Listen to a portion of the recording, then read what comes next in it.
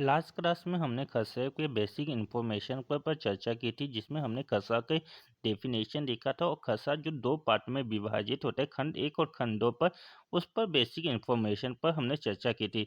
आज हम खंड एक पर चर्चा करेंगे कि खंड एक जिसमें भूमि स्वामी का विवरण होता है, जिसमें कुल खानों की संख्या क्या क्या एक सारा में 10 होती है और खसरा पंचसारा में कुल खानों की संख्या 18 होती है। इस तो कौन से खाने में क्या चीज़ का अगर लिखा जाता है और किस फॉर्म में लिखा जाता है, इस पर हम चर्चा करेंगे। तो पहले खाना नंबर 1 या कॉलम नंबर 1 से स्टार्ट करते हैं।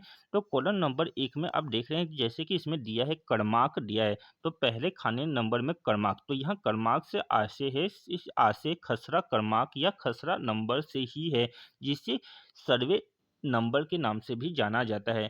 अगर हम नगरीय क्षेत्र में देखें तो इसको भूखंड क्रमांक या भूखंड नंबर के नाम से जाना जाता है।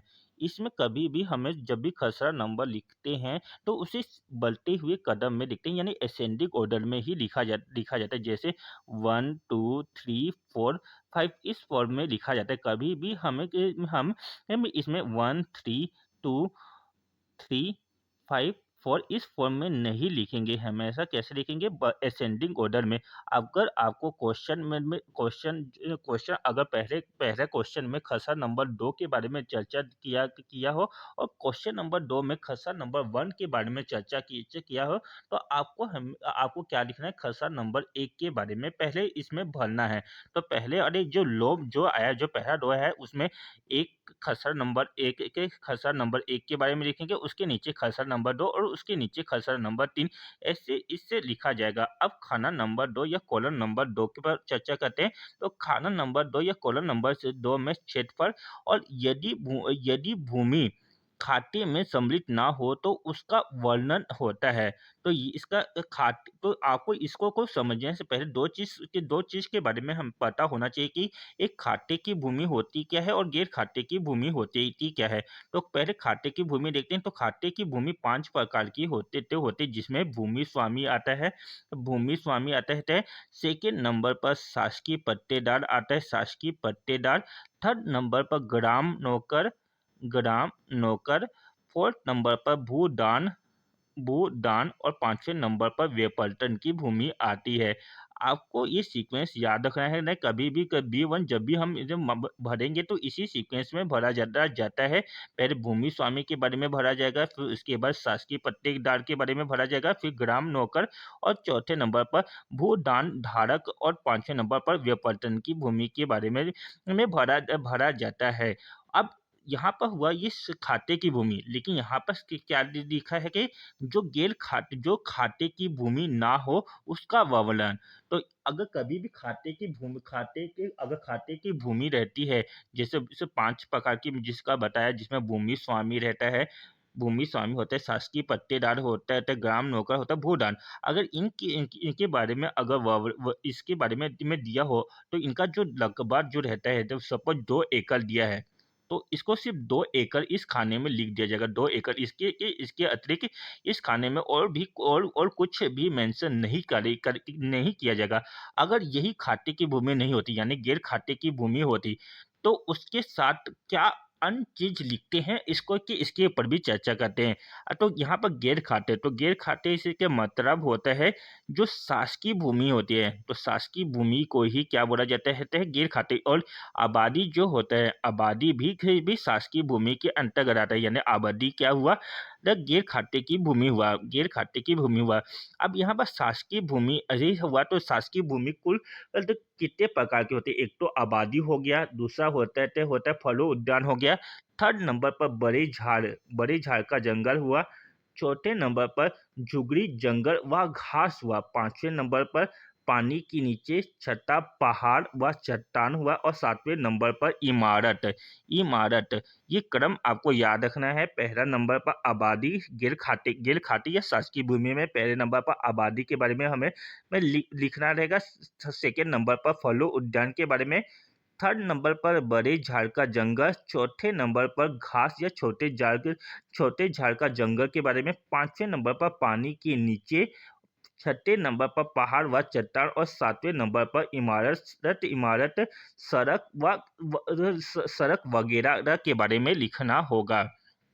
इनके बारे में। तो अब जैसे पानी के नीचे वाली रेत जलाशय एक तालाब है और यह शासकीय जलाशय है जिसका एकल कितना एक कितने हेक्टेयर है, 2 हेक्टेयर है। तो 2 हेक्टेयर है तो अब इसको खाने नंबर 2 में कैसे लिखा जाएगा? तो खाने नंबर, क्योंकि यहाँ शासकीय जलाशय यानी वहाँ वहाँ की भूमि कैसे हुई? पानी के नीचे हुई। बस ये जलाशय है और यहाँ पर जलाशय के नीचे जो भूमि है, तो भूमि के डेफिनेशन में क्या होता है, जो पानी के नीचे हो या पानी के ऊपर हो या जकड़ा हुआ हो, वहाँ भूमि के डेफिनेशन में आता है। तो इसका लगभग कैसे लिखा जाएगा? 2 एकड़ लिखा जाएगा और 2 एकड़ के नीचे आपको लिखना रहेगा कि पानी के नीचे।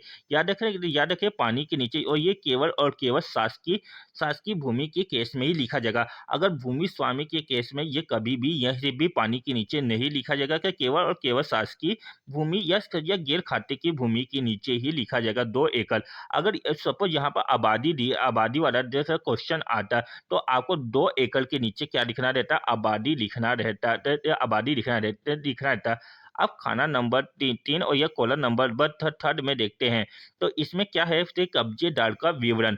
कब्जेदार का मतलब होते जो भूमि स्वामी होता है उसके बारे में ही उसके बारे में डिटेल में लिखना रहता है। तो इसमें क्या रहेगा कि भूमि स्वामी का जो नाम रहेगा उसको लिखा रहेगा, उसके पिता या पति का नाम लिखा रहेगा खाना नंबर 4 में। 5वें नंबर में उसकी जाति लिखनी रहेगी और 6ठे नंबर पर उसको वहाँ निवास ग्राम यानी वहाँ के जो कौन से ग्राम का निवासी, इसके बारे में लिखा रहेगा। अगर सपोज यहाँ पर ऊपर में रहेगा, ऊपर में क्वेश्चन दिया रहेगा कि ग्राम रहेगा ऊपर वाला।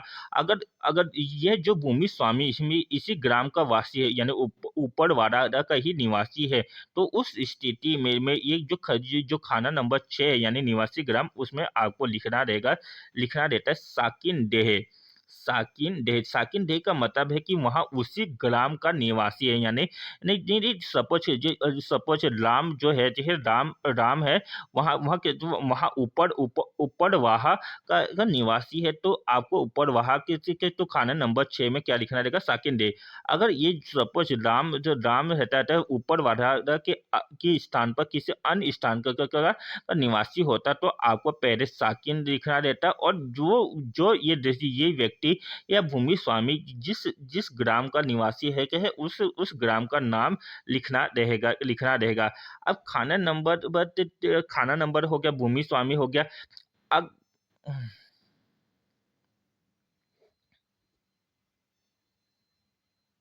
नेक्स्ट कॉलम पर चर्चा करते हैं, कॉलम नंबर 7 या खाना नंबर 7। तो खाने नंबर 7 में क्या लिखा जाता है? खाने नंबर 7 में प्रयोजन जिसके लिए भू राजस्व निर्धारित किया गया है तथा नियत भू राजस्व।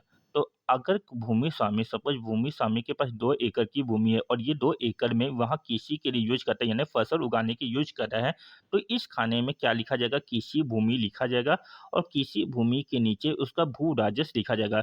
सपोज 2 एकड़ के लिए वहाँ भू राजस्व कितना रुपए बताता है? 20 रुपए बताता है। तो इसके क्या यानी कृषि भूमि लिखेंगे और कृषि भूमि के नीचे से भू राजस्व 20 रुपए लिखा जाएगा।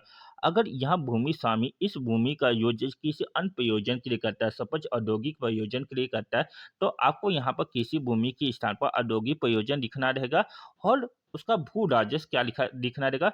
व्यपर्तित भू राजस्व, क्योंकि वहाँ वह व्यपर्तित कर दिया गया, कि व्यपर्तित कर दिया गया और अपना भू राजस्व, और जो व्यपर्तित जो किया जाएगा उसका जनरली भू राजस्व किसी भूमि के कंपेरिजन में अधिक रहता है। सपोज 2000 3000 या हो सकता है कि उससे भी अधिक भू राजस्व होगा। यहाँ पर दो टर्मिनोलॉजी को आपको समझना होगा कि भू राजस्व और लगान। तो ये दोनों में क्या डिफरेंस होता है? तो बेसिक डिफरेंस यही है कि भू राजस्व राज्य सरकार को भूमि स्वामी देता है।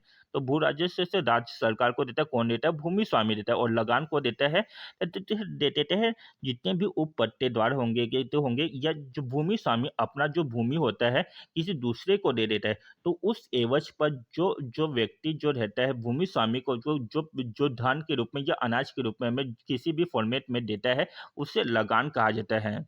तो भू राजस्व किसको दिया जाता है? राज्य सरकार को देता है। अर्थात भूमि के बदले राज्य सरकार को प्राप्त समस्त धन क्या कराता है? भू राजस्व कराता है। और लगान क्या होते हैं? पट्टे के एवज में भूमि स्वामी को दिया गया धन लगान लगान कहलाता है। नेक्स्ट कॉलम पर देखते हैं कॉलम नंबर 8। कॉलम नंबर 8 में क्या लिखा है, अधिकार जिसके अंतर्गत भूमि धारण की गई हो। तो इसमें मेनली दो ही चीज लिखना रहता है, एक तो लिखना रहता है भूमि स्वामी लिखना रहेगा। अगर ये खाते की भूमि, जिसमें हमने खाते की भूमि में चार चीज मैंने बताया था, जिसके के अंतर्गत धारण अधिकार या धारण अधिकार, जिसमें भूमि स्वामी के अधिकार, भूमि स्वामी के अकॉर्डिंग धारण अधिकार कर सकता है, शासकीय पट्टेदार के अकॉर्डिंग कर सकता है, शासकीय पट्टेदार के अकॉर्डिंग कर सकता है, ग्राम नौकर के अकॉर्डिंग कर सकता है, या भूधान धारक के रूप में के रूप में वहाँ वहाँ धारण कर सकता है, या शासकीय भूमि के रूप में। तो आपको यहाँ पर से भूस्वामी लिखना रहेगा या शासकीय पट्टेदार लिखना रहेगा, को क्वेश्चन के अकॉर्डिंग रहेगा, या शासकीय भूमि लिखना रहेगा। खाना नंबर 9 में देखते हैं। खाना नंबर 9 में क्या बोला है किसी भूमि स्वामी या पट्टेदार का या किसी मौरूसी कष्टकार के उप पट्टेदार, मौरूसी कष्टकार के उप पट्टेदार का नाम, पिता का नाम, लगान या पट्टे का रकम और उप पट्टे पर दिए गए भाग का क्षेत्रफल लिखा जाता है। क्या चीज लिखा जाता है, किसी भूमि स्वामी या पट्टेदार का या किसी मौरूसी कष्टकार के उप पट्टेदार का नाम, पिता का नाम, लगान या पट्टे का रकम और उप पट्टे का पर दिए गए भाग का क्षेत्रफल इस कॉलम नंबर 9 में लिखा जाएगा। नेक्स्ट कॉलम नंबर 8 में कैफियत। तो कैफियत का अर्थ होता है स्पष्टीकरण या टिप्पणी होते हैं। जितने भी एक्स्ट्रा जानकारी होते उसको किस में लिखा जाएगा, कैफियत में लिखा जाएगा।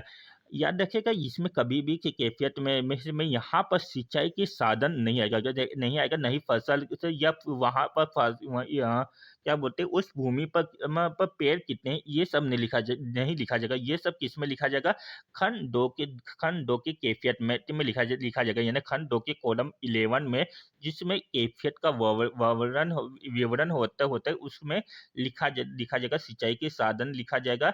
और अगर सिंचाई के साधन, लेकिन अगर इधर यहाँ पर क्या लिखा जाएगा, तो ना यहाँ पर लिखा जाएगा, एक तो सरहदी चांदा के बारे में लिखा जाएगा जिसे लाल स्याही से लिखा जाता है। सेकेंड लिखा जाता है नामांतरण लिखा जाता है। नामांतरण का वर्णन भू राजस्व संहिता की धारा 110 में वर्णित है। तो भू राजस्व संहिता के धारा 110 में क्या है, नामांतरण। नामांतरण किसके द्वारा किया गया कि वहाँ आदेश, दिनांक या प्रकरण कौन से है, इसका ब्यौरा की किस में दिया जाता है, कैफियत में दिया जाता है। और यहाँ जो खसरा को जो भरने का जो काम होता है, तो कौन करता है, पटवारी करता है। कब से प्रारंभ करता है, किसी वर्ष से प्रारंभ करता है, किसी वर्ष जनवरी राज्य सरकार के द्वारा कितना तय किया गया है, 1 जुलाई से लेकर 30 जून तक का किसी वर्ष होता है। तो इस बीच में अगर नामांतरण हुआ है, तो उसे इसमें लिखा जाएगा, आधार वर्ष में लिखा जाएगा। याद रखिएगा, यहाँ पर आधार वर्ष आपको दिया जाएगा। सपोज आधार वर्ष क्या 2021-22 आधार वर्ष है। तो यहाँ ये 2021-22 का आधार वर्ष का मतलब होता है 1 जुलाई 2021 से लेकर 30 जून 2022 तक ये आधार वर्ष चलेगा। अब इसके बाद जो नेक्स्ट आधार वर्ष होगा, यानी 2022-23 जो आधार वर्ष है, कब से स्टार्ट होगा, 1 जुलाई 2022 से 30 जून 2023 तक वहाँ चलेगा। तो अब इसमें खसरा पंचसारा में क्या होते थे, नेक्स्ट देखते तो खसरे के खाने करने का क्रमांक और जिसकी प्रविष्टि परिवर्तित की गई हो, यानी ऐसे खसरा क्रमांक के बारे में लिखा जाएगा जिसके बारे में चेंजेस हुआ है। सपोज ये क्योंकि जनरली क्या होता है, खाना नंबर 3, 4 और 5 से 6 में क्या होता है, वो तो जनरली वही रहता है, तो उसको नहीं लिखा जाता है। यदि ये जो कॉलम में अगर चेंजेस आते हैं तो यहाँ पर इसको मेंशन किया जाएगा, और उसका का ब्यौरा यहाँ नेक्स्ट कॉलम यानी रेडी कॉलम नंबर 12 में दिया जाएगा, यानी संशोधित प्रविष्टि भरा जाएगा। इसी प्रकार के खसरा पंचसारा में टोटल 8 कॉलम एक्स्ट्रा दिए जाते हैं।